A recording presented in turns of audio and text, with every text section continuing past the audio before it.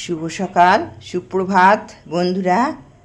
এই দেখো চলে এলাম আবার একটা নতুন দিনে নতুন একটা ভিডিও নিয়ে। আজকে হচ্ছে শুভ বুধবার। আচ্ছা দেখবে ঘড়ির কাঁটায় কটা বাজে, ওই দেখো 6টা বাজতে 20।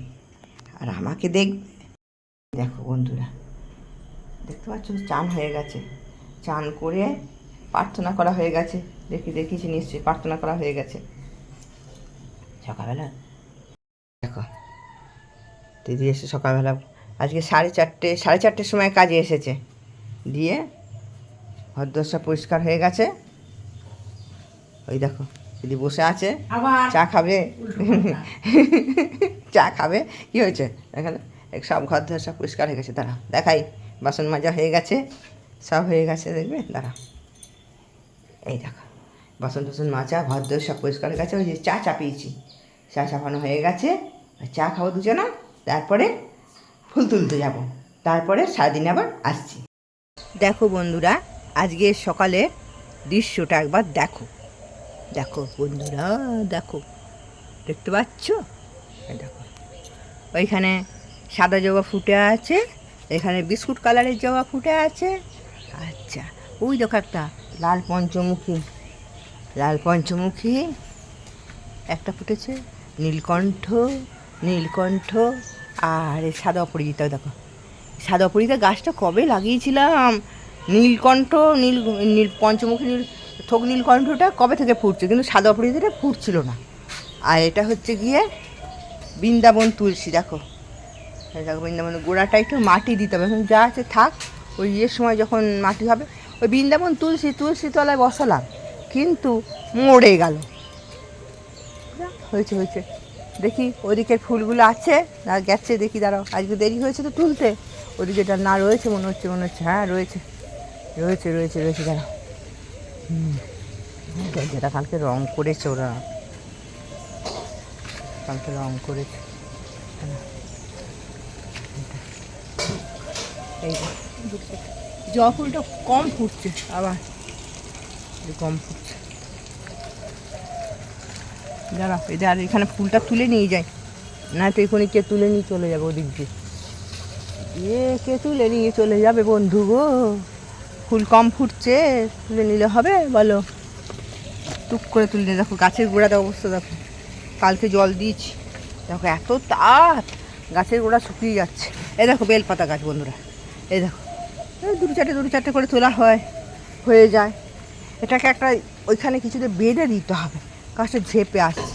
এই দেখো এটা হচ্ছে গিয়ে গোলাপি রঙের জবা, সে গোলাপি লক্ষ্মী জবা বলে বোধ এগুলোকে বন্ধুরা, লক্ষ্মী জবা বলে। আর ওই দিকে আছে, এখানটা ঝাড় দেওয়াতে হবে। চলো ফুলগুলোকে তুলে নিই, হ্যাঁ চলো এখানটা থাক আপাতত। সেই টালি লাগানো হলো না সেই ঘরটায়, ওদের ক্যারেটে সব ভর্তি হয়ে গেছে, দেখো দেখতে পাচ্ছ। আর একটা জিনিস দেখানোর জন্য তোমাদের এটা ক্যামেরাটা চালু করলাম, দেখবে আমি এখন নিচে এসেছি, মনে কোনো ওপরে রয়েছে। দেখো বন্ধুরা কী বলো তো, চন্দ্রমল্লিকা গাছ, এখানে এটা লাগাবো, আর ওপরে ছাদে খালি কটা লাগাবো, লাগিয়ে দিই বন্ধুরা। এই দেখো এখানটায় টবটার মধ্যে এই গাছটা লাগিয়ে দিই, এখানটা লাগিয়ে দিই, এটা থাক। আর বাকি ঠিক আছে, পরে আবার দেখাচ্ছি। এই দেখো বন্ধুরা, এইটা আমাদের হচ্ছে নিচের তলায় আর একটা ঘর। এই ঘরটা এই যে গাড়ি থাকে, যে একটা গাড়ি আছে, আর একটা গাড়ি তোমার দাদাভাই নিয়ে গেছে, গাড়িটাই থাকে। তাই ফটোগুলো একদম উপরে ঠাকুর ঘরে ছিল, আর নিচে বারান্দায় রাখার জন্য তো আমি নতুন ঠাকুরগুলোকে করলাম। আর এইগুলো ছোটো ঠাকুর তো, দিয়ে আমি একটু বড় ঠাকুর বারান্দায় রাখার জন্য করলাম। দিয়ে এই ঠাকুরগুলো ঠাকুর ঘরে ছিল, এখানে ওখানে সব ছড়িয়ে ছিল, দিয়ে এই জন্য এই ঘরে তাকে এনে এই বসিয়েছি। যখন ফুল বেশি পাই তখন ঠাকুরকে ফুল দিয়ে দিই। চরণে কোটি কোটি প্রণাম, পরমার্থা জগজননী চরণে জানাই কোটি কোটি প্রণাম, পরম পূজ্যপাদ বরদা চরণে জানাই কোটি কোটি প্রণাম, পরম পূজ্যপাদ আচার্য দেবী চরণে জানাই আমার কোটি কোটি প্রণাম। এই দেখো এই একটা লোকনাথ বাবাকে, এখানে সমস্ত মানে যেখানে যত ঠাকুর কটা এদিক ওদিক ঠাকুর ছিল, জয় বাবা তারকনাথ আছে। এই যে কিরকম ড্যাম্পের কীরকম জলের দাগ হয়ে গেছে, দেখতে পাচ্ছ? জলের দাগ ওইটা পুরনো ঘর একটা দিনে। চলো এটা করি, ধূপ দেখাবো দেখবে। তারপরে আর একটা পাশে আর একটা ঘর আছে, খানিকটা ঘরগুলো তোমাদের আগে দেখিয়ে দিই। এই ঘরটা, এই ঘরটা শোয়া টোয়া হয়, এই যে বিছানাপত্র পেতে রেখেছে। খুব গরম করলেন, ওই ওর ননদরা এসেছিলো ওপরের ঘরে, দুপুরবেলা খুব গরম করছিল তো, কুলার আছে তবুও কুলারে ওরা নিল না, দিয়ে একটা কুলার আবার দাদার জন্য ছেড়ে দিয়ে এসে এই দেখো এই জামা কাপড়গুলো রাখা আছে। আর এটা হচ্ছে আগেকার পুরনো টিভিটা আমাদের, বেশি দিন না, ওদের শাশুড়ি মারা যাওয়ার আগে কেনা হয়েছিল, খুব যে 3 বছর 4 বছর হবে, খারাপ হয়ে গেছে ওই বড় টিভি। ওই পড়ে রয়েছে, সারাতে গেলে কোনো মানে ইয়ে দিচ্ছে না যে সারানোই হবে বা কদিন টিকবে, ওই জন্য রেখে দিয়েছে, কোনো টিভি কিনে নিয়েছে। এই দেখো এই দেখো এই দেখো সব গোছানো আছে।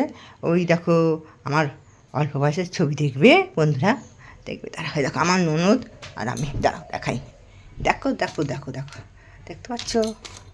দাঁড়াও, এই দেখো এই দেখো এই দেখো, সে দেখেছো আমাদের ছোটোবেলাকার আমাকে সেই ইয়ে করতে গেছিলো, সেই হাতে চুড়ি ওসব মাপ আনতে গেছিলো, দিয়ে আমার ননদ ছিল এক রাত্রি, দিয়ে ওখানে হাতে মাপ আনতে গেছিলো, দিয়ে আমাদের বলে চলো বৌদি ছবি তুলে আসবো দুজনে মিলে। আমার শাশুড়ি বলে দিয়েছিল দুজনে দেখা দেখছে আমার বিয়ের আগেকার ছবি, বিয়ের মানে 2-3 মাস আগেকার ছবি, ঠিক আছে? দেখো কত ভালো জিনিস একটা দেখালাম।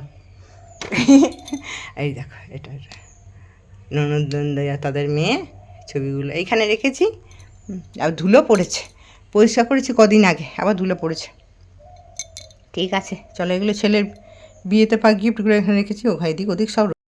বন্ধুরা পুজো টুজি বাদ দিয়ে কী করছি দেখবে একটা জিনিস, টুনটুনি, ওই দেখো টুনটুনি পাখি আছে গো ভেতরে, দেখবে, দাঁড়াও দাঁড়াও, এই দেখা যাচ্ছে না তো, দেখতে পাচ্ছ? ওই দেখো কত পাখি, এই যে টুনটুনি পাখি, বুঝতে পারছো?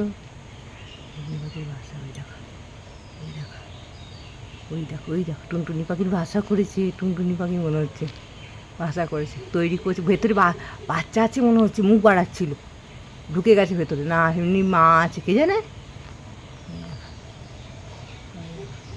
থাক, ভয় পাবে, হ্যাঁ বলো বন্ধুরা। শুভ সন্ধ্যা, চলে আসলাম আজকে ইষ্টকথায়।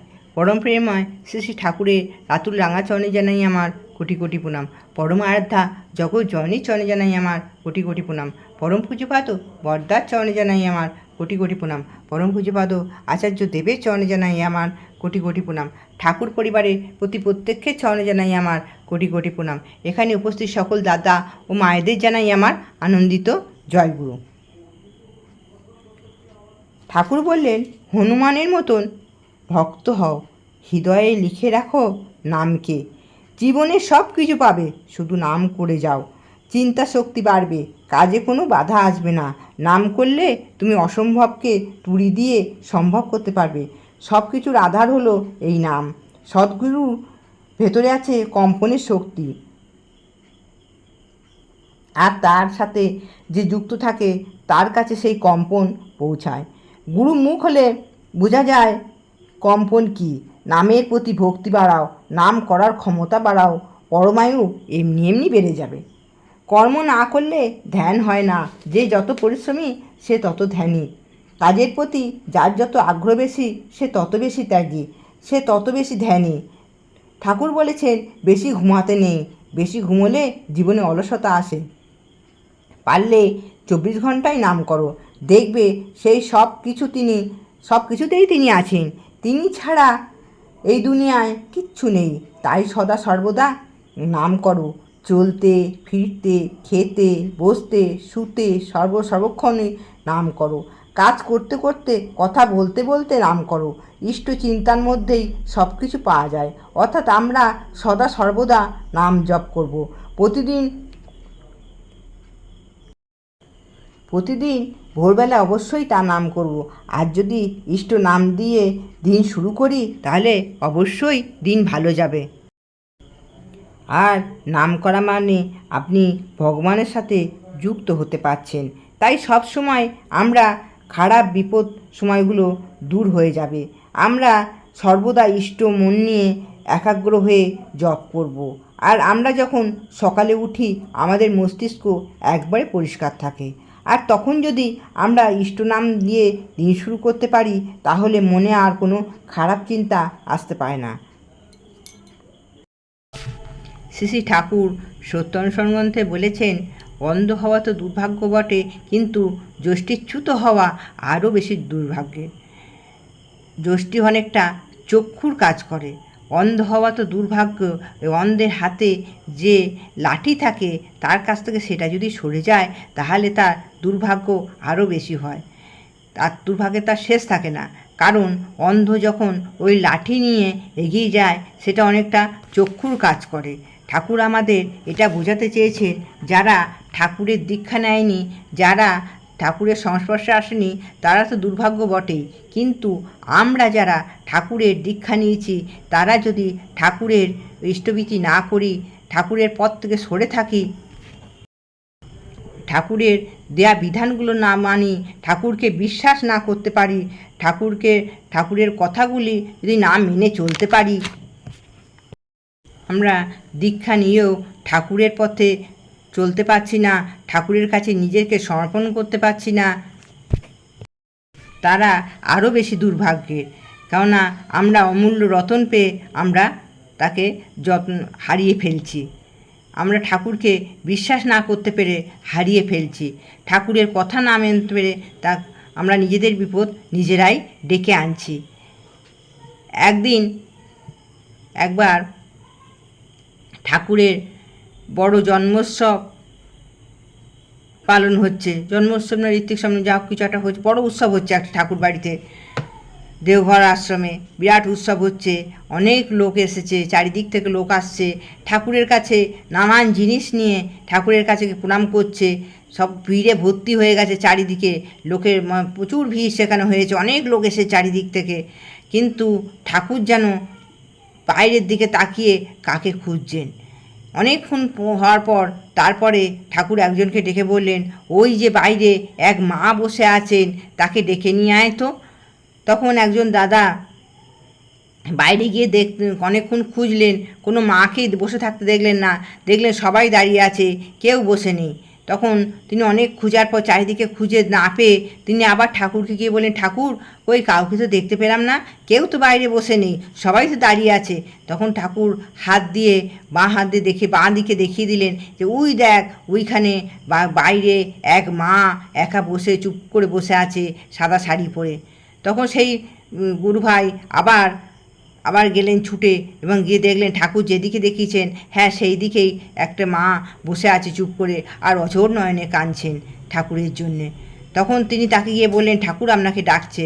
সেই মা তখন বললেন, ঠাকুর আমার ডাক শুনতে পেয়েছেন? ঠাকুর আমার ডাক শুনতে পেয়েছেন? বললে, হ্যাঁ আপনাকে ডাকছে।